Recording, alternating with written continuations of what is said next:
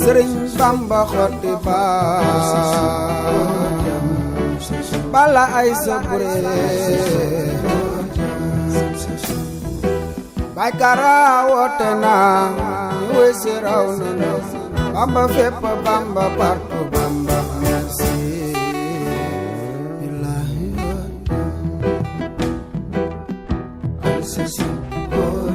Pour être Baye Fall, il faut avoir un cœur pur. Il doit être naturel dans la vie, simple, respecter les gens. Il y a les Baye Fall qui s'assoient en cercle après et prennent leur Coran et pour apprendre. Ils sont des nobles, ce sont des nobles. Ils portent des habits propres.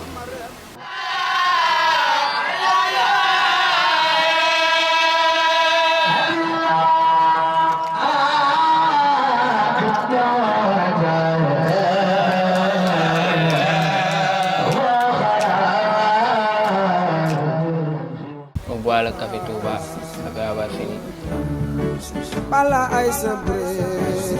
Ces femmes, ce sont des Yaye Fall qui sont avec les Baye Fall pour apprendre le Coran.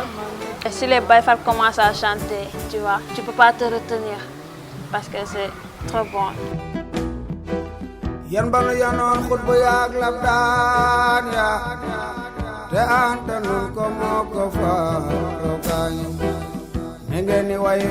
des Baye Fall qui travaillent. Adunia benen, adunia broma, Cheikh Moussa si Sengari, Amjambe. C'est de la culture maraîchère dans le Dara, le lieu saint de Mam Cheikh Omar Ndiour. Et nous aussi, nous sommes des disciples de Mam Cheikh Omar Ndiour. C'est lui qui nous a enseigné, c'est lui qui nous a fait allaiter la lumière de Dieu. C'est à travers lui qu'on a su la grandeur et, tu vois, l'éternité de Dieu.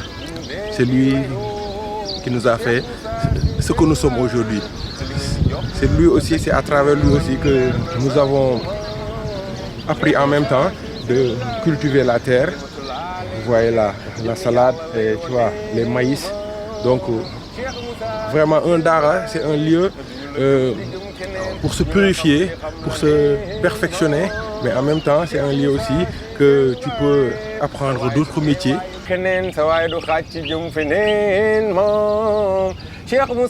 Bon, aujourd'hui on est là pour venir voir une des daras authentiques, une des daras naturelles, une des daras qui vivent les Baye Fall, qui est dirigée par un guide spirituel qui s'appelle Mam Cheikh Ndiour. On me dit le général de Ndiamé Borom Darou. Le Baye Fall, c'est celui qui recevra tout le monde. C'est celui qui reçoit les fous et habite avec eux. Tu le vois, quelqu'un est là. Si on était des autres gens, mais on refuse de partager avec lui. Il n'y a pas de couleur, ni noir, ni blanc. Nous sommes ni orange, ni jaune. Nous sommes ici pour tout le monde. Il y a des Baye Fall qui partent chez les gens pour manger de la nourriture.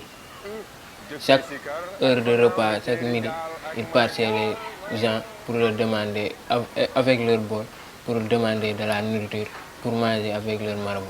C'est pour justement pour augmenter ses éducations, pour envoyer ses ergueils. C'est ça, c'est pour ça qu'il demande quoi. Ouais, c'est pour mettre de l'eau à boire. C'est ça qu'il a eu quoi. Sucre, c'était avec du sucre. Ce sont les Baye Fall qui imitent purement Cheikh Ibrahima Fall. C'est eux les vrais Baye Fall. Quand je le salue, mon wasila ou bien Djawrin, je me mets par terre, tu vois. Je lui tends pas la main. Ça, c'est hors de question. Je me mets par terre, je lui parle doucement, avec respect, et je ne le regarde pas.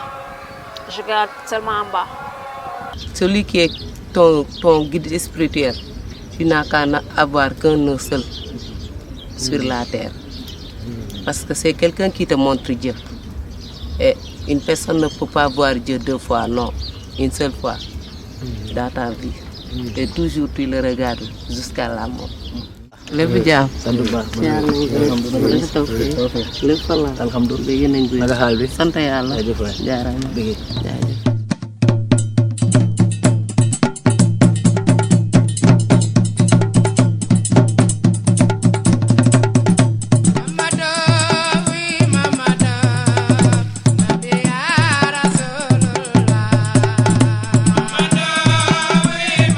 Si tu as un vrai cœur, un cœur pur, tu n'hésiteras même pas à devenir bavard. Direct, tu veux devenir direct bavard. La ilaha illallah, ça veut dire rien n'est là que Dieu. Je sais pas comment l'expliquer, mais il y a quelque chose qui vient en moi. Peut-être que c'est Dieu qui m'a appelé là-bas. La ilaha illallah, la ilaha illallah, la ilaha illallah, la ilaha illallah.